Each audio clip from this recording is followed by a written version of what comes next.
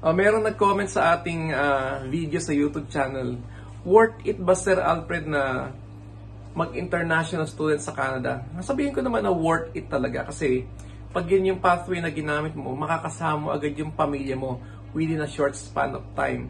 Pero, ito yung pero, napakamahal po na maging isang international student dito sa bansang Canada. That's the reality. Pera-pera ang labanan. Kung talagang mahina ka, susuko ka. Kasi, it's tough. Kasi pagdating mo rito, hindi agad pag-aaral ang isipin mo eh. Ang iisipin mo agad is makakuha ka ng part-time job mo na magsusupport sa cost ng pag-aaral mo at ng cost of living ng pamilya mo. Kaya nga may nagme-message sa akin na mga kakilala, sabi, ibebenta raw yung property, magre-resign sa kasalukuyang trabaho sa Pilipinas para makapunta rito at makasama agad yung pamilya. So again, hindi ko po ina-advise yung ganong idea kasi napaka risky. Kasi hindi mo alam kung magiging permanent resident ka agad dito. Yes, makakapunta ka rito kasama yung pamilya mo, pero ang daming challenges na pagdadaanan ka as international student. Maraming challenges na pagdadaanan ka talaga, especially financial aspect. At mararanasan mo lang yan kapag nandito ka na. Di ba? Pag matibay ang loob mo, napagdaanan mo lahat yun, saludo talaga tayo sa inyo. Kaya sa mga international student na nandito, Pinoy man yan, ibang lahi, talagang salute. Can you imagine? Nagtatrabaho, nag-aaral, kahit overnight yung trabaho, pagdating yan, mag-aaral pa yan sa umaga. So, talagang super tough. Tapos magkapadala pa ng financial support sa Pilipinas, yung ating mga kababayan. Talagang super tough, super challenging. Talagang the best. Hi guys, once again, this is Alfred of Sir Alfred TV. Ayan, kakauwi-uwi lang po natin galing sa trabaho. Kung napansin nyo, medyo makapal na yung suot natin. Ayan, hindi ko na hinubad.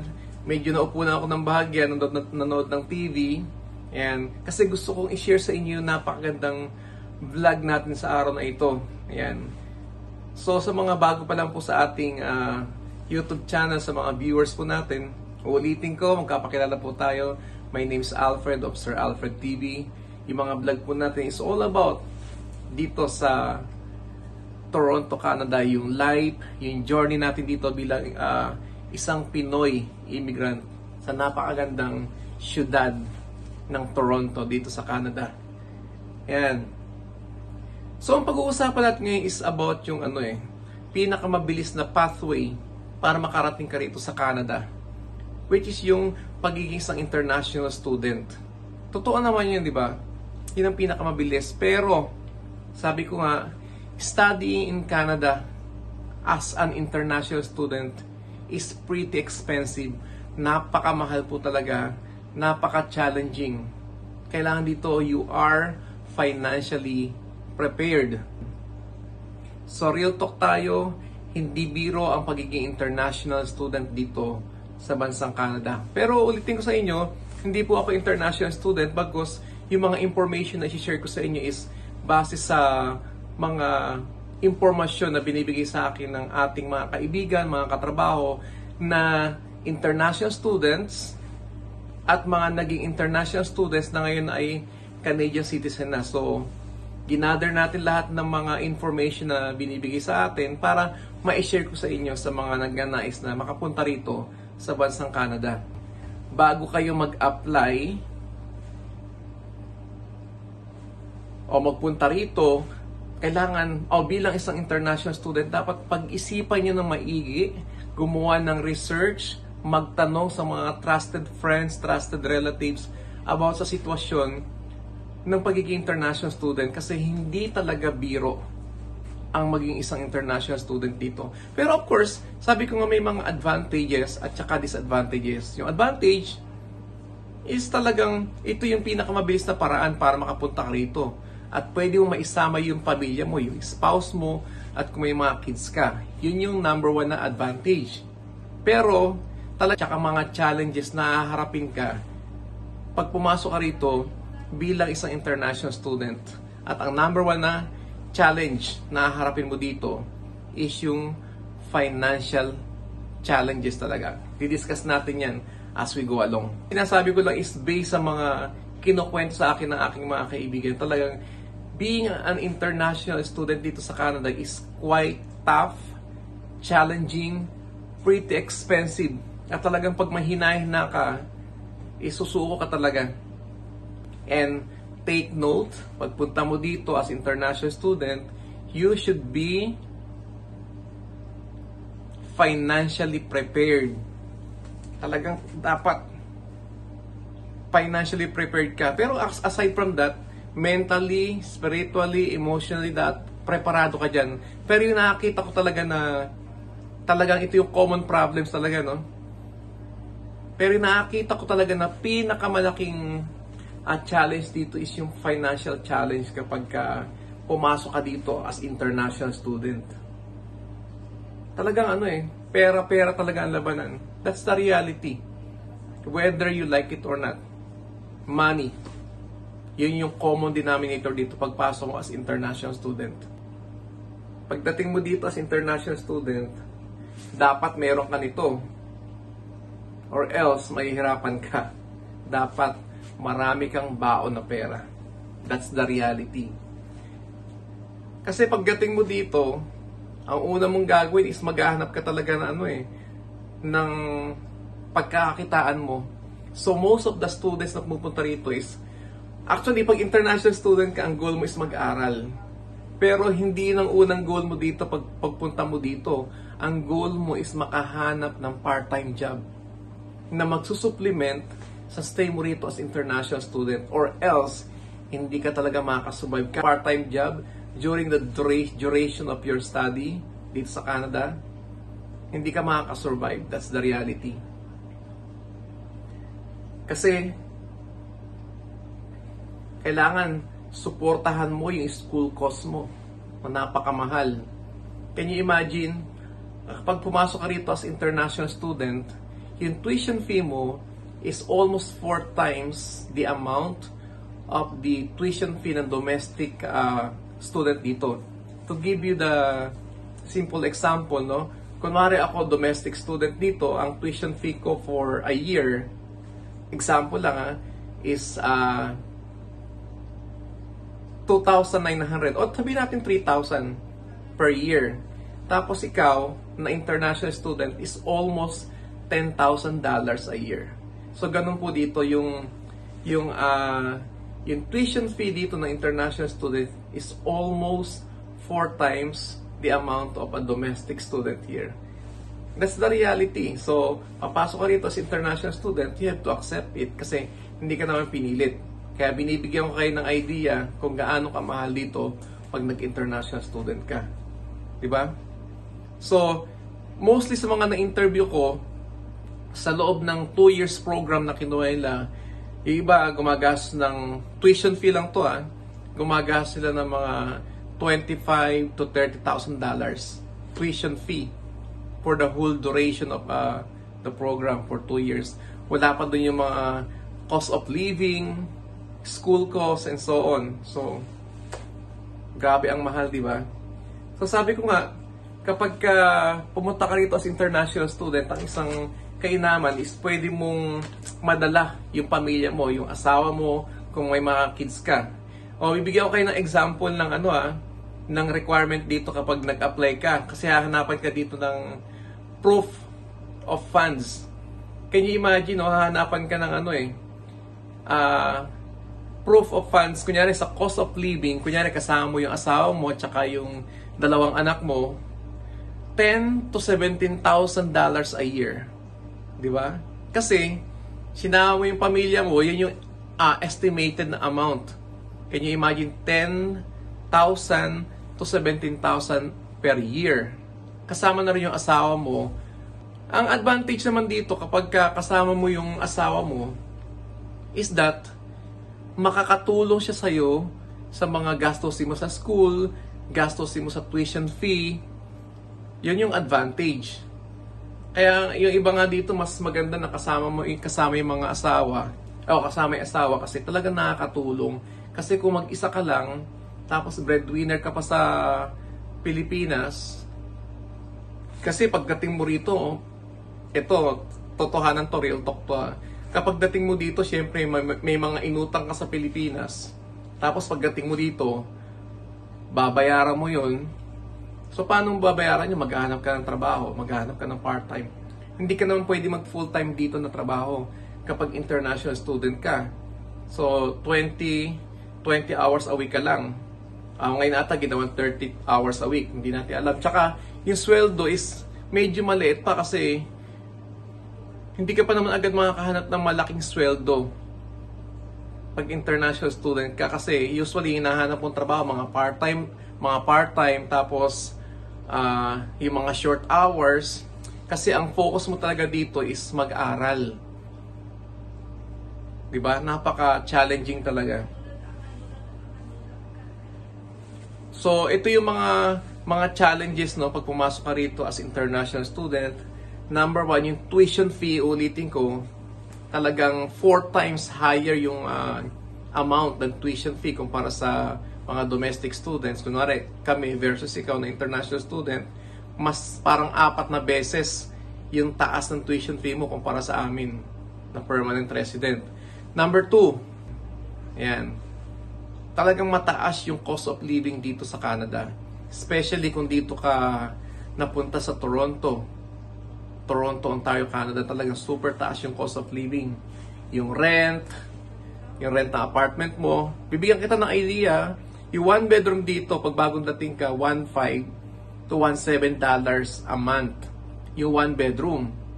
So magbabayad ka pa ron ng ng kuryente, babayad ka pa ng hydro, you have to have the internet.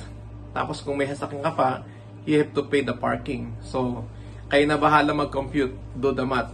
Tapos, magka-part-time ka lang dito ng 20 hours a week.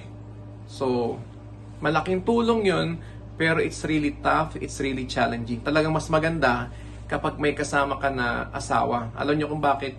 Kasi, pag kasama nyo rito yung spouse or yung asawa nyo, bibigyan sila ng open work permit by which they can work full-time. Diba? Kahit ilang hours sila mag-work, walang problema. So, yun yung ginawa ng gobyerno na programa para hindi gaanong mahirapan yung international student sa pagpuprovide ng mga gastusin sa eskwelahan. So, yung asawa mo, binigyan lang ng open work permit para makapagtrabaho ng full-time para matulungan ka sa pag-aaral mo. Diba? Ang ganda rin. Pero, but still, it's really tough. It's really challenging.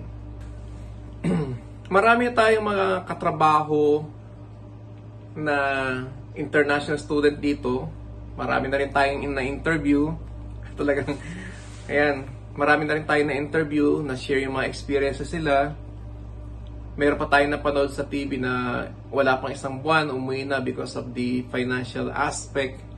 Talagang napakamahal, hindi talaga biro mag-international student dito. Pero, rewarding din. Alam niyo kung bakit?